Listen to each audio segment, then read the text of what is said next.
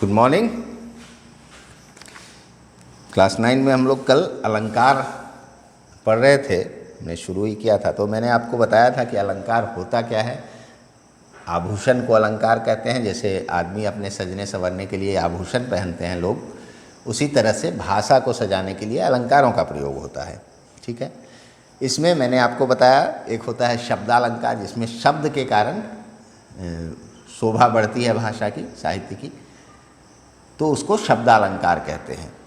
जिसमें मैंने अनुप्रास अलंकार बताया, जिसमें जो व्यंजन होते हैं, जो वर्ण होते हैं, उनकी आवृत्ति होती है, उनको बार बार प्रयोग में लाया जाता है। जैसे चारु चंद्र की चंचल किरणें, रघुपति राघव राजा राम, मतलब किसी एक जगह पर या तो सबसे पहला अक्षर बार बार हो रहा हो, रिपीट हो रहा हो, उसकी आवृत्ति हो रही हो, या बीच वाला या अंत वाला, तो इसको अनुप्रास अलंकार कहेंगे। ठीक है। इसके कई सारे बहुत सारे उदाहरण हैं। दूसरा मैंने बताया था आपको यमक। यमक अलंकार में होता है वह शब्द पुनि पुनि परै, अर्थ भिन्न ही भिन्न। एक ही शब्द बार बार आए लेकिन उसका अर्थ अलग अलग होगा। शब्द बार बार आएगा, उसका अर्थ हर जगह अलग होगा। जैसे काली घटा का घमंड घटा, तो पहला काली घटा मतलब काले बादल, और घमंड घटा मतलब कम हुआ। ठीक है। तो इस तरह से एक ही शब्द बार बार आए, उसका अर्थ अलग अलग हो, तो उसको यमक अलंकार कहेंगे। तीसरा था श्लेष। श्लेष का अर्थ होता है चिपकना, यानी एक ही शब्द हो, उसका अलग अलग के लिए, जैसे वहाँ पर कई पात्र होंगे, उसके लिए उसका अर्थ अलग अलग होगा।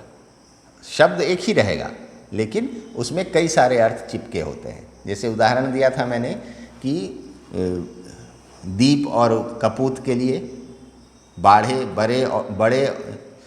बड़े और बाढ़े, जो रहीम गति दीप की, कुल कपूत गति सोए, बारे उजियारो करे, बढ़े अंधेरो होए। तो बारे का मतलब दीपक के लिए हुआ जलाना, दीपक जलता है तो उजाला फैलाता है।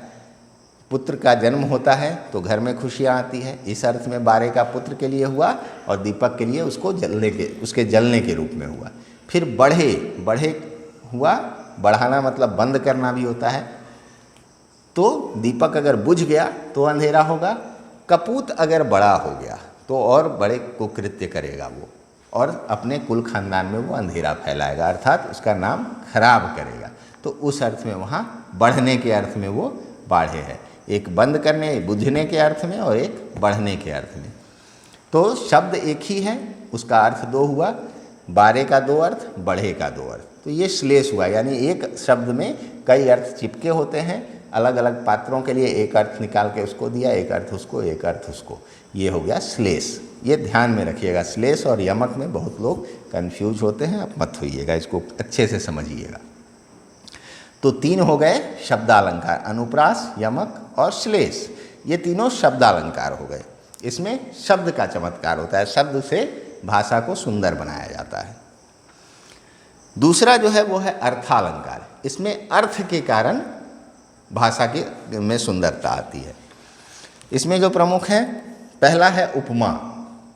आप परिचित हैं उपमा से, बोलचाल में हम लोग बोलते हैं उसकी उपमा दे दी। तो इसमें क्या होता है कि जब किसी वस्तु या व्यक्ति की विशेषता दर्शाने के लिए उसकी समानता उस गुण में बढ़ी हुई किसी अन्य वस्तु या व्यक्ति से की जाती है, तो वहाँ उपमा अलंकार होता है। कहने का मतलब कि किसी की तुलना उसी गुण में उससे बहुत ज़्यादा जो हो उसके साथ की जाती है। जैसे अगर किसी को काला कहना है तो उसको कह दिए कि ये तो कोयले सा काला है, या तवा जैसा काला है, तवे की पेंदी जैसा काला है, ऐसा बोल देते हैं। तो यहाँ उपमा अलंकार हुआ। कोयला जैसा काला तो होता नहीं है कोई, लेकिन उसके कालेपन को बताने के लिए कि ये बहुत काला है, उसका जो एक्सट्रीम है, उसका जो बहुत ज़्यादा है उस गुण में, उसके साथ उसकी तुलना कर दी कि ये कोयले सा काला है। चांद सा खूबसूरत, या चांद सी सुंदर, चांद सा मुखड़ा। तो चांद जैसा मुखड़ा थोड़ी किसी का होगा। चांद में एक रोशनी भी दिखाई देती है, वैज्ञानिक रूप से नहीं, मैं ऐसे कह रहा हूँ कि जब हम चांद को देखते हैं तो उसकी रोशनी भी देखते हैं। तो किसी के मुंह से वैसी रोशनी तो निकलेगी नहीं, उतनी चमक तो नहीं निकलेगी, नहीं तो लोग डर जाएंगे कि भूत आ गया। लेकिन हम तुलना करते हैं किसी के सुंदर मुख का चाँद से। चाँद सुनहरे रंग का होता है, उससे सुंदर रोशनी निकलती है, तो हम देखते हैं तो हमें अच्छा लगता है। तो हम किसी को सुंदर कहना चाहते हैं तो चाँद जैसा इसका मुंह है, चाँद जैसा सुंदर है। नहीं, किसी के आँख की तुलना करते हैं तो कमल से कर देते हैं, मछली जैसा आँख है आकार।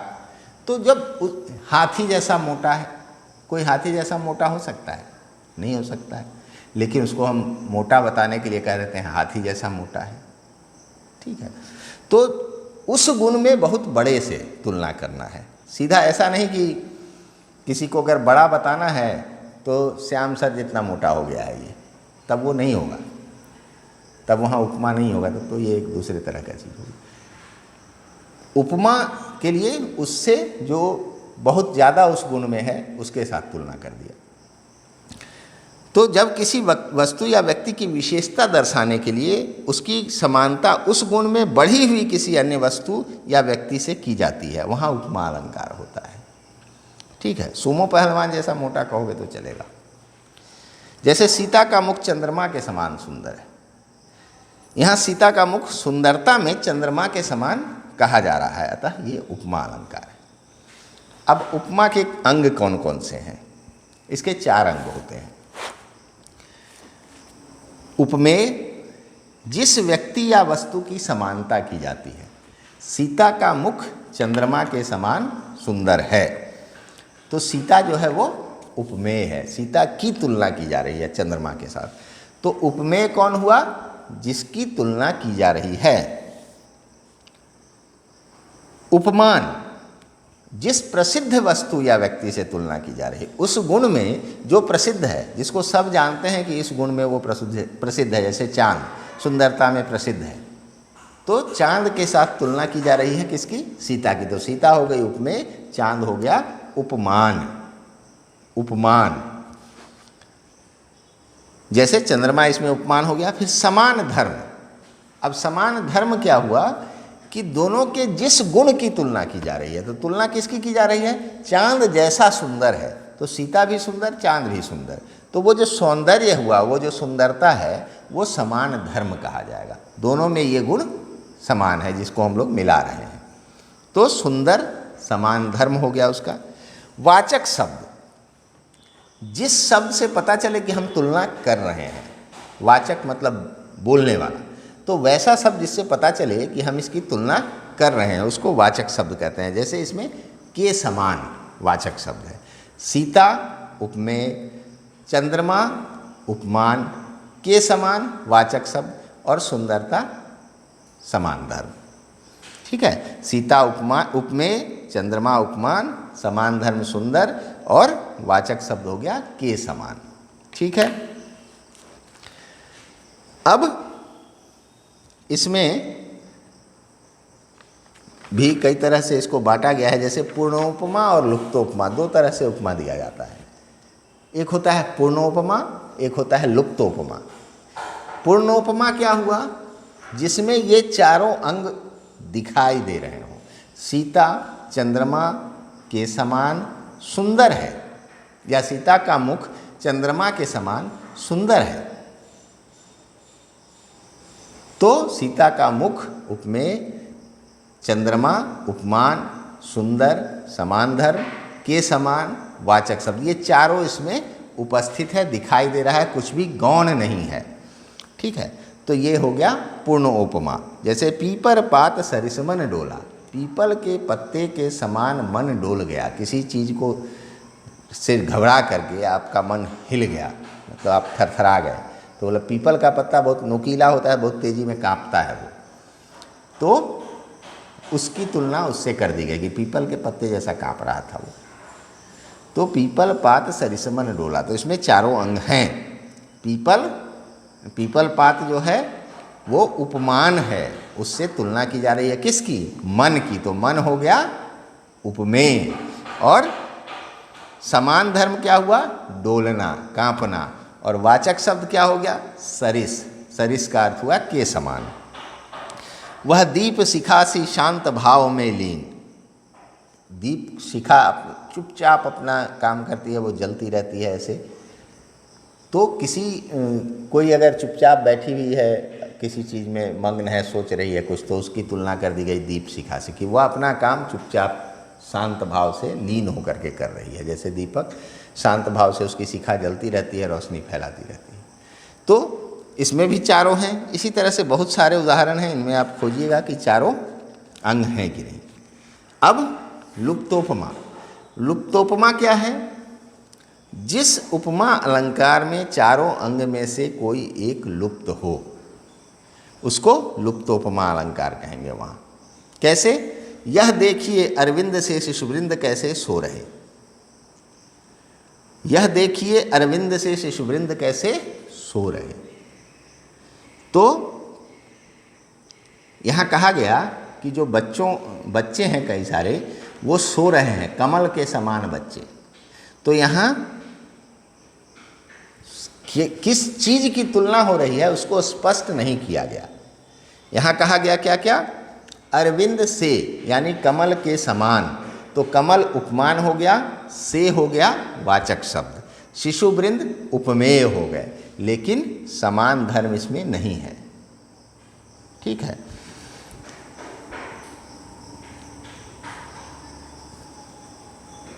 हालांकि मेरे हिसाब से तो है सो रहे, पता नहीं कैसे लिखा।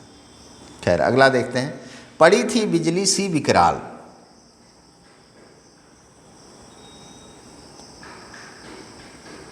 पड़ी थी बिजली सी विकराल, बिजली के जैसी विकराल वो गिरी, अचानक पहुंची वहाँ जैसे कि कोई बिजली गिरी हो। ठीक है। तो इसमें उपमेय लुप्त है। कौन पड़ी थी?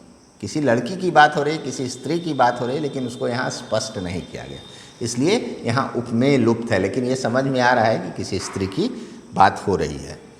वह नव नलिनी से नयन वाला कहाँ है? वह नए नलिनी कमल से आँखों वाला कहाँ है? स्पष्ट नहीं किया गया कि किसकी बात हो रही है, लेकिन किसी की बात हो रही है, तो इसमें भी उपमेय लुप्त है। मखमल के झूल पड़े हाथी सा टीला, इसमें समान धर्म लुप्त है कि किस गुण की तुलना हो रही है। निकल रही थी मर्म वेदना करुणा विकल कहानी सी। निकल रही थी मर्म वेदना, उसके मन से जो मर्म वेदना है वो किसी करुणा से भरी हुई बेचैन कहानी सी निकल रही थी उसके मन से। तो इसमें समान धर्म लुप्त है। कमल कोमल कर में सप्रीत, वाचक शब्द लुप्त है इसमें कि कमल जैसे कोमल, तो के समान की जगह एक डैश लगा हुआ है। कर में लुप्त है, बाकी सब चीज़ें हैं लेकिन वाचक शब्द इसमें नहीं है के समान। ठीक है। तो इस तरह से हमने देखा कि उपमा अलंकार में किसी गुण की उसी गुण में प्रसिद्ध किसी व्यक्ति या वस्तु से तुलना की जाए जो उस गुण के लिए ख्यात हो।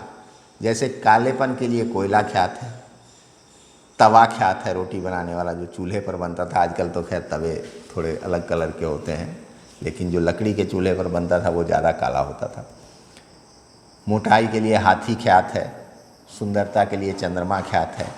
तो इस तरह से जो ऐसी चीज़ से तुलना हो जो उस गुण में बहुत बड़ा हो या बहुत प्रसिद्ध हो, वैसे चीज़ से जब हम तुलना करते हैं व्यक्ति या वस्तु से, तब वो उपमा अलंकार कहलाता है। इसमें इसके 4 अंग हैं। उपमेय, जिसकी तुलना की जा रही है वो उपमेय कहलाता है। उपमान, जिससे तुलना की जा रही है वो उपमान कहलाएगा। समान धर्म, जिस गुण की तुलना की जा रही है जो दोनों में उपस्थित है वो समान धर्म कहलाएगा। वाचक शब्द, जिस शब्द से पता चले कि तुलना की जा रही है, जैसे के समान, सीता का मुख चंद्रमा के समान सुंदर है। अब इसमें एक होता है पूर्णोपमा, जिसमें ये चारों अंग उपस्थित होंगे, वहाँ पूर्णोपमा कहा जाएगा। जिसमें इसमें से कोई एक भी गायब होगा, लुप्त होगा, तो उसको लुप्तोपमा अलंकार कहेंगे। ठीक है। दूसरा है रूपक।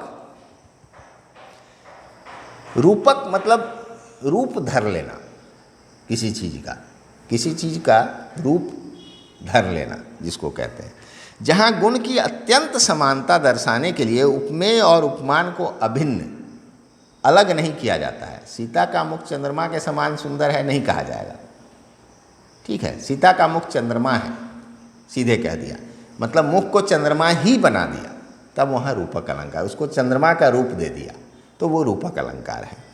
तो जहाँ गुण की अत्यंत समानता दर्शाने के लिए उपमेय और उपमान को अभिन्न अर्थात एक कर दिया जाए, दूसरे शब्दों में उपमान को उपमेय पर आरोपित कर दिया जाए, जिससे तुलना करना है उसको पहना दिया, जिसकी तुलना करनी है उस पर। सीता का मुख चंद्रमा है, सीता का मुख चंद्रमा के समान सुंदर है, उपमेय चंद्रमा उपमान, अब चंद्रमा को लाके सीता के मुख पर रख दिए कि सीता का मुख चंद्रमा है, तो ये हो गया रूपक, उसको चंद्रमा का रूप ही दे दिया, तो इसलिए इसको रूपक अलंकार कहते हैं।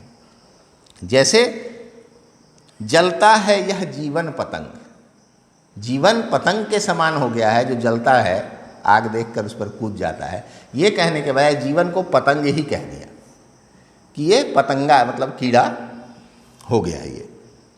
चरण कमल बंदों हरिराई, चरण कमल के समान चरण कहने के बदले चरण को कमल ही कह दिया कि चरण कमल बंदों हरिराई। आपका जो चरण कमल है यानी कमल के समान नहीं कह रहे हैं, उसको इतना नज़दीक ला रहे हैं कि दोनों एक हो गया, यानी चरण को कमल ही कह दिए, यानी उसको एकदम कमल जैसा ही माना गया, तो उसको कमल ही बना दिए, तो वो रूपक अलंकार हो गया। अगर वहीं कहते कि चरण कमल के समान चरणों की वंदना करता हूँ, तो वहाँ उपमा अलंकार होता।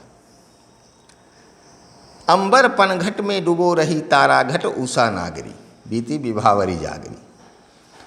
अंबर को पनघट बना दिया गया, सुबह जब होने लगती है तो जो तारे होते हैं वो धीरे धीरे गायब होने लगते हैं, तो उसको यहाँ कवि कह रहे हैं कि मानो अंबर रूपी पनघट में, अंबर रूपी पनघट में, मतलब अंबर को पनघट मान लिया उन्होंने, उसमें तारा रूपी जो घड़े हैं, पानी भरने के लिए घड़ा को ऐसे डुबाते हैं तो घड़ा तो दिखना बंद हो जाता है ना उस समय, तो वो तारे घड़ा को घड़ा मान लिया तारों को, और उसको अंबर रूपी पनघट में डुबा रहे हैं कि मानो वो डूबती जा रही है पानी भरने के लिए।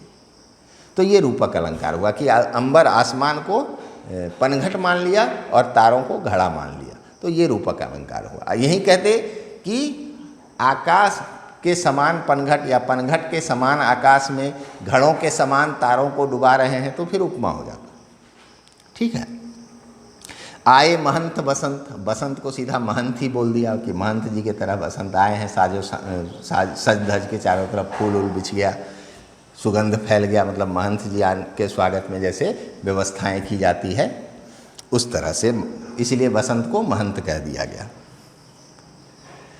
ठीक है। इसी तरह से बहुत सारा है। मैया मैं तो चंद्र खिलौना नहीं हूँ, मतलब चांद ही खिलौने के रूप में लूँगा, चांद के जैसा खिलौना नहीं लूँगा, चांद ही खिलौने के रूप में लूँगा, तो ये हो गया रूपक अलंकार। मन का फेर, मन के मनका को फेरो, तो मनका यानी मोती होता है, तो मन के मोती को फेरो, वहाँ मन को अलग से तुलना नहीं किया गया, सीधा उसको मनका ही बना दिया गया कि मन का जैसे फेरते हो माला में, वैसे मन को भी घुमाओ, यानी उसकी वृत्तियों को घुमाओ। संसार की समरस्थली में धीरता धारण करो, संसार को एक समरस्थली ही बना दिया, समरस्थली के समान संसार में धैर्य धारण करो नहीं कहा गया, संसार की समरस्थली में धीरता धारण करो। जो हमारा जीवन है उसको एक संसार को युद्ध स्थल के रूप में प्रस्तुत किया गया, जिसमें हमें धैर्य धारण करके निर्णय लेना है और आगे बढ़ना है, तो यहाँ रूपक अलंकार हो गया। इसी तरह से खिले हजारों चांद तुम्हारे नैनों के आकाश में, नैनों के आकाश में नए आँख को सीधा आकाश ही बना दिया, तो ये हो गया रूपक अलंकार, ठीक है। तो इस तरह से उपमा और रूपक में ये अंतर है कि उपमा में तुलना की जाती है किसी उस गुण में किसी बड़े के साथ, रूपक में वही चीज़ उस पर आरोपित कर दिया जाता है, यानी उसको वही बना दिया जाता है। सीता का मुख तो चांद है, मतलब वो चांद के समान सुंदर है, लेकिन इसको हम चांद के समान नहीं कह के अगर सीधा कहते हैं कि ये चांद है, तो भाव एक ही है, हम सुंदर ही कह रहे हैं, चांद के समान ही सुंदर कह रहे हैं, लेकिन वहाँ रूपक अलंकार कहा जाएगा, उसकी अभिव्यक्ति अलग अलग तरह से की जाती है, इसीलिए अलंकारों का प्रयोग होता है। तो आज यही दो रखते हैं, कल फिर हम लोग बाकी के दो जो हैं उत्प्रेक्षा और मानवीकरण और अतिशयोक्ति, ये 3 पढ़ेंगे हम लोग फिर आगे। ठीक है, आप लोग इसको बार बार पढ़िएगा और समझिएगा और प्रश्न पूछिएगा, जो कि आपने अभी तक एक भी नहीं पूछा है 2 पाठ में। ठीक है, तो मेरी आशा है कि आप लोग ज़रूर पूछेंगे, और पूछेंगे तभी मैं समझूंगा कि आप पढ़ रहे हैं इसको और समझ रहे हैं, नहीं तो आप नहीं समझ पाएंगे और इसका दोबारा फिर मौका नहीं मिलेगा आपको समझने का। ये इसी क्लास में आपको समझना है, जो जीवन भर आपके काम आएगा। ठीक है, तो आज हम लोगों ने पढ़ा उपमा और रूपक। तो इसको आप लोग इसका अभ्यास कीजिए और फिर हम लोग अगले क्लास में आगे करेंगे। आज यहीं तक रखते हैं। धन्यवाद।